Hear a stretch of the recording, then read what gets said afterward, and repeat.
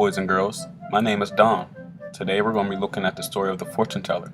It is a story about always being prepared for the unexpected. Now let's take a look.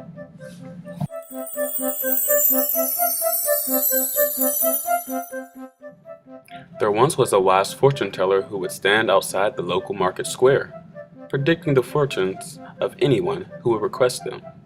Although the fortune teller was a well-liked, respected member of his community, he would soon find out that foolishness would definitely get the best of him. One afternoon, while the fortune teller was at his usual place of business, a commoner frantically sprinted to him, coming to a halt just inches from the fortune teller. "If you would like me to read your palm, it will cost 1 token," the fortune teller said with a hearty smile, breathing heavily.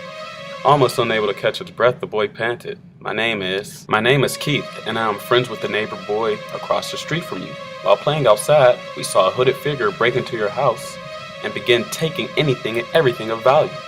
The fortune teller felt his heart sink to the bottom of his stomach as a look of complete panic washed over him.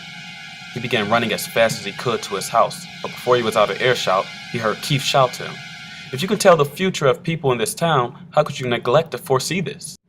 When the fortune teller finally arrived at his house, the burglar had noticed him coming from a distance and began to run in the total opposite direction.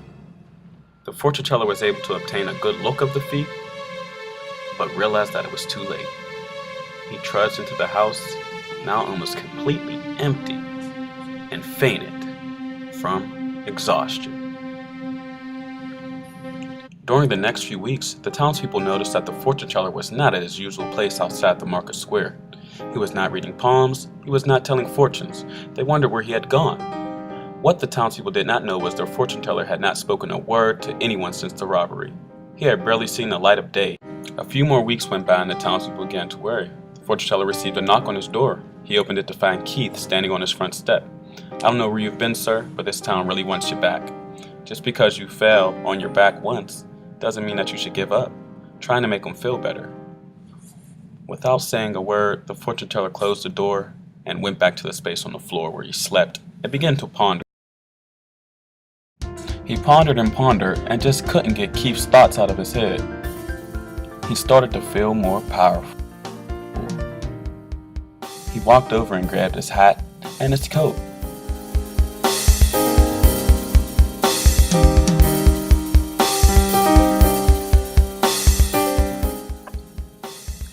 He began not only his ability to tell the future, but worked on his magic as well. A few weeks later, the wizard was walking back to his old spot outside the market square, with all the confidence in the world. As he was walking, a hooded figure walking the opposite direction shouldered into him.